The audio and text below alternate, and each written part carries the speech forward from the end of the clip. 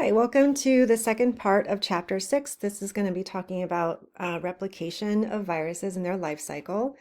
I just have this image here of a bacteriophage kind of landing on a bacterial surface. Let's move to the next one. All right, so this is going to be just about the bacteriophage. There are two life cycles the bacteriophage have, and the first one is called the lytic cycle. So remember that the bacteriophage is a virus that only infects bacteria. And the specificity of the bacteriophage to which host bacteria it infects is due to the same thing that we talked about in the previous section. There's a recognition of the molecules on the tail fiber and then like a receptor molecule on the surface of the bacteria. So there has to be a match between the tail fiber and some kind of molecule on the surface for this bacteriophage to dock and to hold on to the cell. So the first step is attachment, where you have that recognition and it lands on the host cell and it's stuck there. The second step is going to be penetration. So simply the bacteriophage kind of screws down and then injects the DNA into the bacteria. Very soon afterwards, there's going to be biosynthesis. So there's going to be a rapid synthesis of all the phage parts. So the bacteria is basically just a zombie, I guess you can think. It's basically just hijacked and it's using all of its resources, its energy, ATP, all the building blocks for proteins, all of that to make more of our virus parts. So we can see some capsids, we can see tail fibers, and then also more DNA. And then maturation means that they're putting together, so they're assembled inside those bacterial cells. And then after that, it's lysis. So the bacterial cell always dies in the lytic cycle, and but not before making all those viruses that are released into the environment. So that's the lytic cycle. It's a very fast life cycle. It always ends in the bacteria dying and lots of viruses being released. The second life cycle is a little bit longer. It's called the lysogenic cycle. And it starts the same way, infects the cell. So we have attachment, we have penetration. But instead of just going ahead with biosynthesis, what happens here is that the blue color of the phage DNA is actually inserted into the pink bacterial genome. So the virus has inserted itself, the DNA of the virus has inserted itself inside the bacterial genome, so it's incorporated into the host genome. At this stage, the bacteria is infected with the phage, right? The bacteria has the phage DNA. Even though it's not actively making virus, it still contains that viral information. So, and what's tricky about this is that the virus doesn't really do anything as it sits in that genome. And every time this bacterial cell divides, the daughter cells are also infected. So you can see that the phage DNA is here and the phage DNA is here because bacteria don't know that it's infected with the phage. So it'll just keep that DNA inside of its genome. And by the way, it's called a prophage at this stage. So the prophage DNA is the viral DNA that's incorporated in that genome.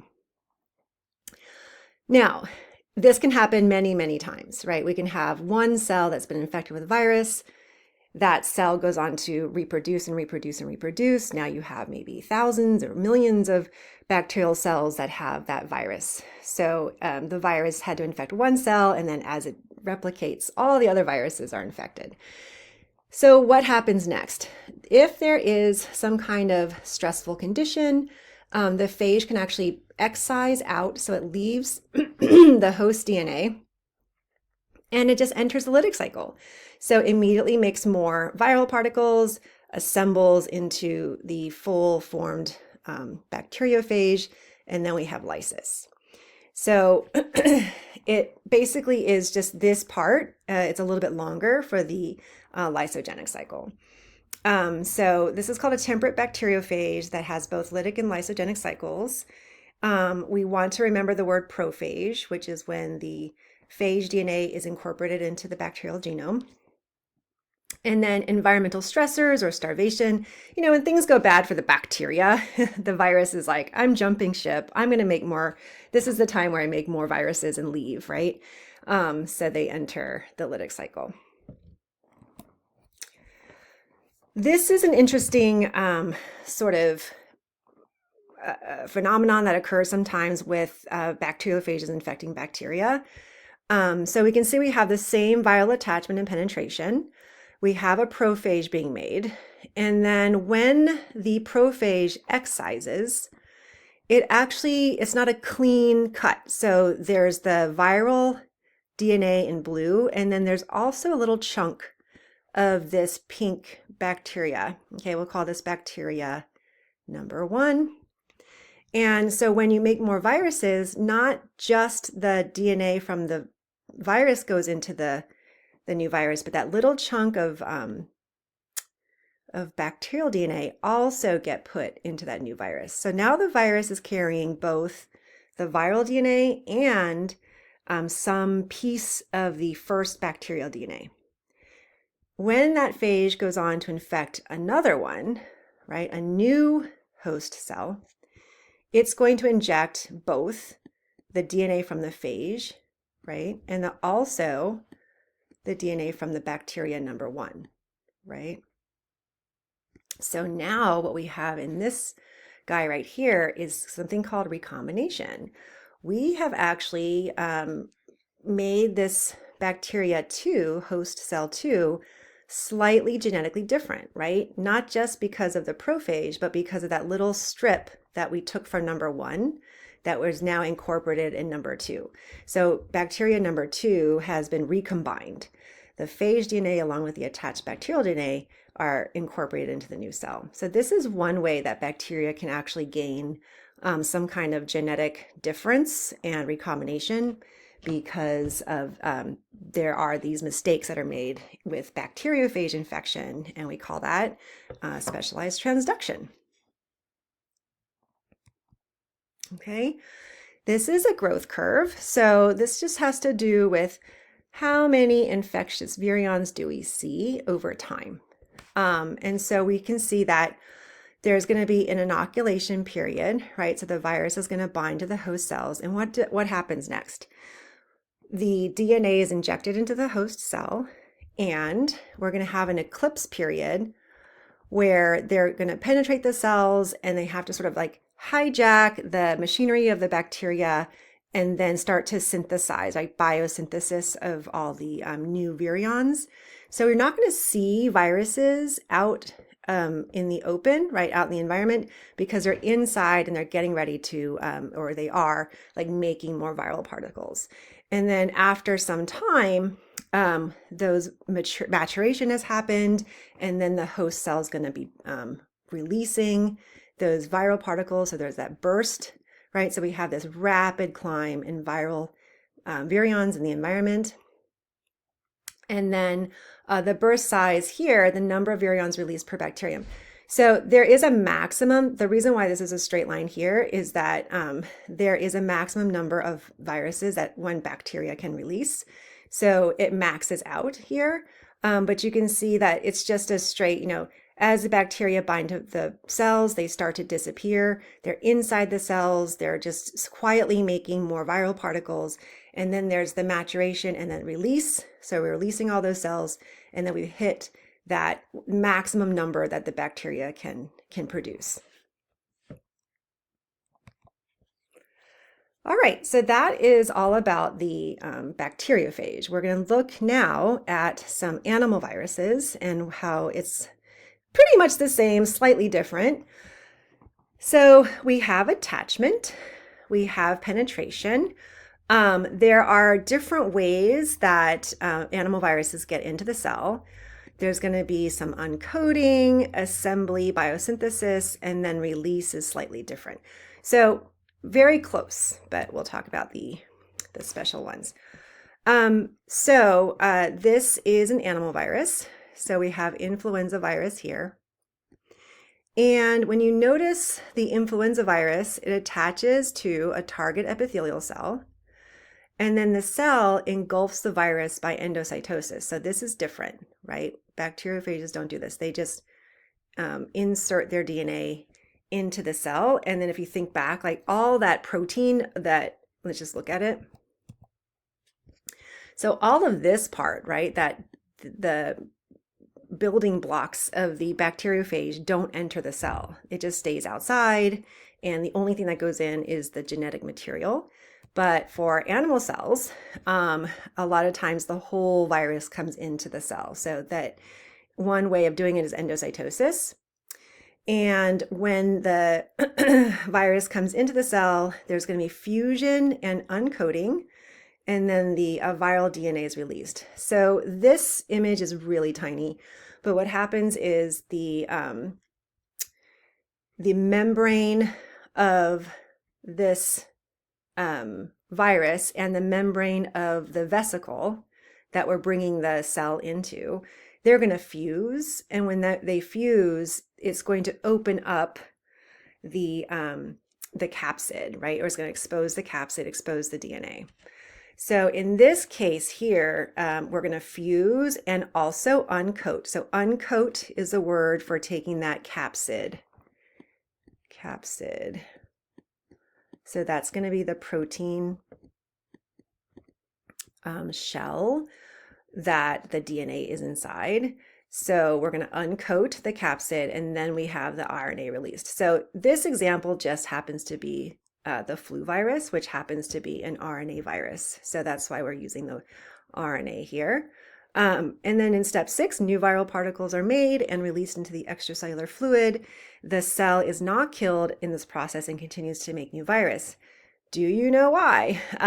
The viruses, when they leave the cell through exocytosis and they have an envelope, they actually use the cell's membrane. They take some of it as they leave. So the envelope of a virus is basically some of the plasma membrane of a cell that it stole as it was leaving the cell. So because we didn't lyse the cell immediately, right, the cell is still alive and it's capable of making more viruses. So new viral particles are made, released to the extracellular fluid. However, the cell is not killed. The viral RNA is to make more viral proteins, and then the viral RNA enters the nucleus, which is replicated by the RNA polymerase. So just a little from beginning biology, that if you want to make copies of your RNA or DNA, you do have to enter into the nucleus. Oh, I went in the opposite direction. Whoops, sorry. I was thinking it was kind of weird. Okay, so we fuse, uncoat, the RNA goes into this nucleus. That makes a lot more sense. It goes into the nucleus. That's where we make RNA or DNA, it doesn't matter, but we have to go into the nucleus because that's where we have our polymerase enzymes. Then we assemble those viral particles, and then we bud out of the cell, or we leave the cell, but we don't lyse. This is an example of where we don't lyse the cell. So one thing about RNA viruses is that RNA can be positive stranded or negative stranded. And this is just some shorthand. I want you to know is that if it has a positive sign next to it, that means it is basically messenger RNA. It's ready to be read by the ribosomes. It's ready to be used to make protein. If it has a negative sign, it's a negative stranded RNA, they actually they can't use it to make protein. They have to go back to DNA, and then from DNA to a different form of RNA, and then for the RNA to protein. So for a negative stranded RNA, you must first use it as a template for making a positive stranded RNA before the viral proteins can be made. Yeah, so this RDRP, viral RNA dependent RNA polymerase, it's a long term. It just means that there's going to be an enzyme that can take the positive, like a negative stranded RNA, and create a positive stranded RNA so that we can make proteins. Okay, so just know what we talked about down here. What does a positive stranded RNA mean? What does a negative stranded RNA mean? Okay, so now we're getting into a retrovirus, which has a negative stranded RNA.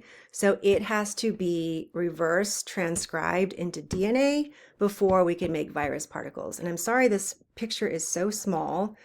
So let's follow, maybe I can follow along here. So HIV is going to infect cells. So we can see there is a connection. No detail here is necessary.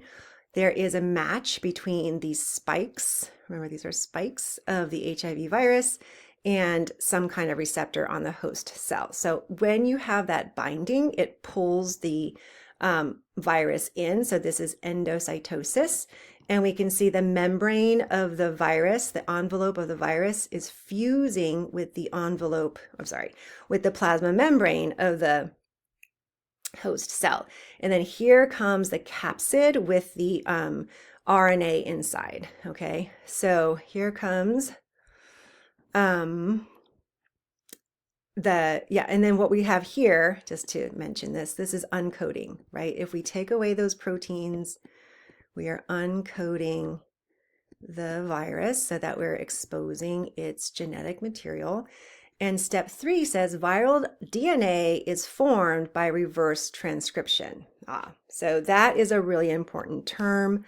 We want to always, for HIV or retroviruses, reverse transcription, R-E-V-E-R, reverse. And I don't know if I can make it through transcription, but this term here is really important for these viruses because, again, the RNA that they have can't be used by the ribosomes to make protein. So they have to go back to DNA, and then that DNA gets transcribed in a regular way to RNA that's usable. So these enzymes are so important to the retroviruses that they actually carry those enzymes inside of it. We'll talk more about that later. So you can see the viral RNA is reverse transcribed. It's going to go into the DNA of our cells, and then our machinery just goes ahead and reads the DNA. At this point, it's called a provirus, just like the prophage when the DNA of the phage was put into the bacterial genome. When a animal virus inserts a piece of it, right, or its genome into our chromosome, it's called a provirus.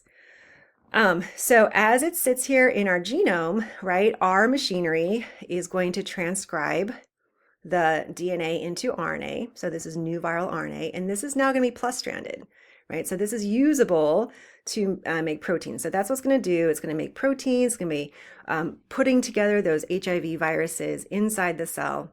And then you can see that it buds off. So this is a budding process. And as it buds away, it's going to take with it a little bit of the plasma membrane and form the envelope with our plasma membrane. So that's a retrovirus cycle. There's other enzymes that are important. We'll talk about that when we cover HIV, but this is in general what you need to do. You need to reverse transcribe the RNA and then into a form of RNA that is usable to make protein. Okay, so these are some close-ups of the mechanisms of entry of viruses. So this is direct penetration, which is a way that viruses just kind of like a phage, right? The virus sits on top and injects the viral genome. This is where the capsid does not come into the cell.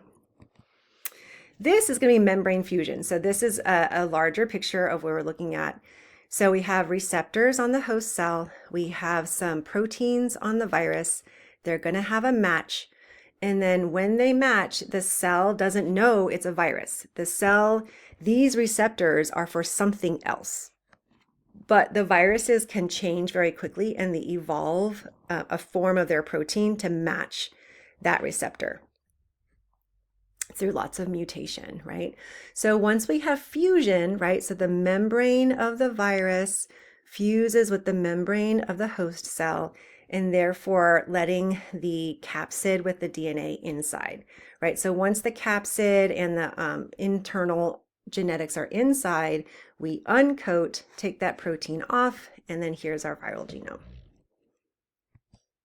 Another way to do it is endocytosis. So this is, again, the match here is the cell does not know that there's a virus out there. It thinks it's something else because it just, it fits the receptor. And then it uses the process of endocytosis to come in. So endocytosis is where the cell is going to use its membrane to engulf the object that's in the receptor and then bring it in. So you can see that when it's inside, it actually has a couple membranes, but it does allow the object to come out, right? And then we have that capsid again, and then we have uncoating and we have release of the genetic material. So any of these ways are ways that you can get viruses, or like viruses infect animal cells.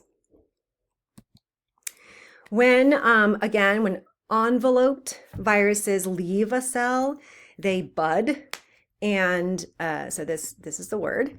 And when they do that, so this is another like fine detail or a good detail. So here's our viral capsid, right? With our genome is already inside. And look what we have on the top of our cell. We have viral glycoproteins. Remember, these are the spikes. So really cool is that the cell makes the spikes. It puts the spikes up in these like little clusters in the plasma membrane. And there's something that attracts the virion here to exit only where you have those spikes.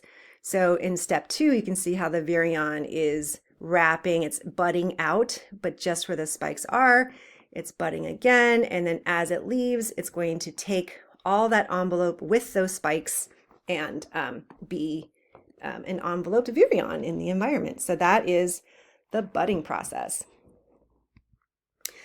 Just to mention that there are, the viruses that infect animal cells can also lyse open. That does happen. But in terms of enveloped viruses, these have to bud because they don't take the membrane from inside. They take the membrane in the plasma membrane. All right, so this is a comparison between the two, right? We talked about bacteriophages, how their tail fibers attach to the proteins. For animal viruses, there's some kind of glycoprotein or spike on our membranes that attach to their spikes.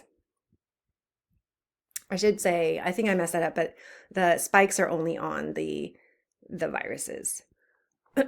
So bacteriophages, for entry, the DNA is injected. And for animal viruses, usually the capsid enters by some kind of receptor-mediated endocytosis or fusion. So we looked at those two, right? There's that connection of the receptor and a spike, and then the cell brings it in, either fusing with the membrane or through that endocytosis. Uncoating is not required because there's no the naked DNA comes into the bacteria, and there is an enzymatic removal of proteins called uncoating. Biosynthesis, so where are viruses made? In the bacterial phase. For bacteria, they don't have membrane-bound organelles, so they're going to just make more make more viruses in the cytoplasm. For animal viruses, if you need to make more DNA or RNA, right, that's going to go in the nucleus. And then the cytoplasm is where you can do all of the proteins, and some RNA can be made there. Lysogeny, this word refers to the lysogenic cycle, where, excuse me, where the bacteriophage sticks its genome into the bacteria, and it's called a prophage, and it's dormant for a little bit. So that lysogenic cycle, the longer one, that's called lysogeny. When a prophage is in the bacterial genome, it's called lysogeny. For animal viruses, there are some animal viruses that do that too. They come into our cells, they put their viruses into our DNA, and they just stay there quietly. But we don't call it lysogeny, we call it latency. So a latent virus is sitting there in your genome just as DNA, and it doesn't have to be actively making viruses. You can also have a slow viral infection this way. Cancers are due to some viruses. We know that like HPV has been linked to cervical cancer. And that cancer is always a disease of DNA damage. So whenever your DNA gets damaged a lot, the cells, the healthy cells, can lose their ability to reproduce appropriately. And viruses can come in and do this. So if a virus were to come in and insert itself into your genome, it can put itself in a place where it's, an important area for DNA replication, or like for mitosis to happen. So cancer is something that's linked to some viruses for this reason. And then when you have release, right, the host cell is always lysed open. And then for animal viruses, their envelope viruses bud out. However, we didn't look at this picture, but if it's a non-enveloped viruses, they rupture the plasma membrane. So these are going to kill the cell outright.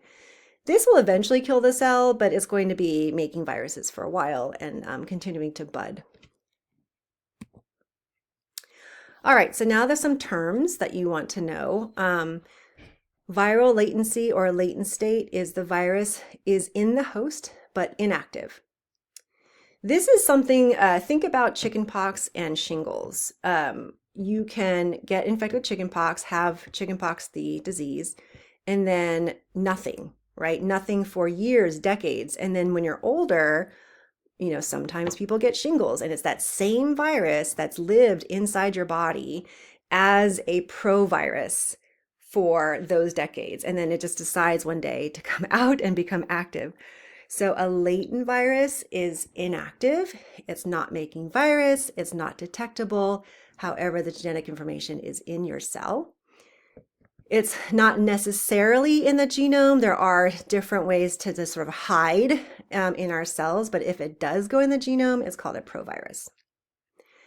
The period of time in which the virus does not cause disease is called the latency period. And this is our example of, so this is the virus name. Varicella zoster is the virus name that causes chickenpox in the first place, and then shingles later. So shingles is called the latent disease of chickenpox. And then herpes does the same thing. You get like recurrent herpes, cold sores.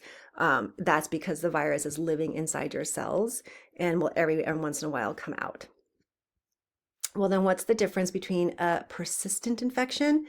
A persistent viral infection, you're always making virus. So it's a low viral load. You can detect the virus, and it tends to be kind of chronic. So if you have a persistent infection that doesn't go away, you can also say it's chronic. So a chronic infection is a disease with symptoms that are recurrent or persistent over a long time. Some viral infections can be chronic if the body's unable to eliminate it. So what that means is your immune system is responsible for clearing virus. There are very few antiviral drugs out there, so it's really up to your immune system. And we all have different immune systems. Example for hepatitis, if 10 people got infected with the hepatitis C virus, maybe one of them can't get rid of it. Maybe 9 of those people, their immune system is very strong and they killed all the viruses that are in their body and they totally cleared the infection. And then there's that one person whose immune system wasn't that great, and that virus just is not destroyed completely. So it's like lingering in their bodies for years and years and years and just making a low viral load. And you always have this chronic infection. So that's the meaning of chronic. This is an example of our cold sores caused by latent HSV. So just an example, right? What triggers the virus to come out of latency? So remember our bacteriophages were like, it excised out, like what caused it? It was environmental stress. So when your body is under stress, like you're stressed or emotionally upset, you can be in an accident, you can just be really tired, you can have a cold, you have some kind of sunburn or injury to the lips. Here's our sunburn, changes in hormones, immune system deficiency. So any of these can actually trigger that virus to come out into and produce more viruses. So here is the nerve cell that your HSV virus is going to live.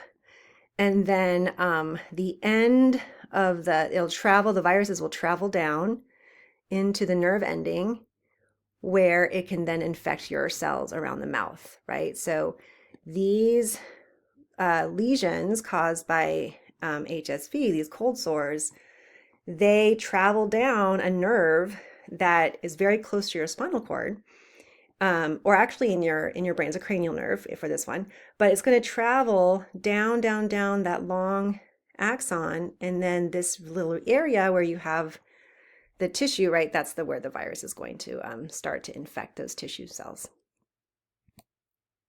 Okay, so this is just a look at a graph of these three. An acute infection is basically a huge rise and then it's over with very quickly. So this is just like the flu or hepatitis A or any virus that you're sick for 3 days to a week and then it's gone. A latent infection we talked about, right? So this is where you have that initial disease and then you have nothing, nothing, nothing, and then you have a pop of your latent infection. So herpes is like this cold sore, and also varicella zoster for shingles and chickenpox. And then a chronic infection, you have the initial disease and it just never goes away. So it's always present in this low, a low viral load. Okay. All right, and that's the end of that unit.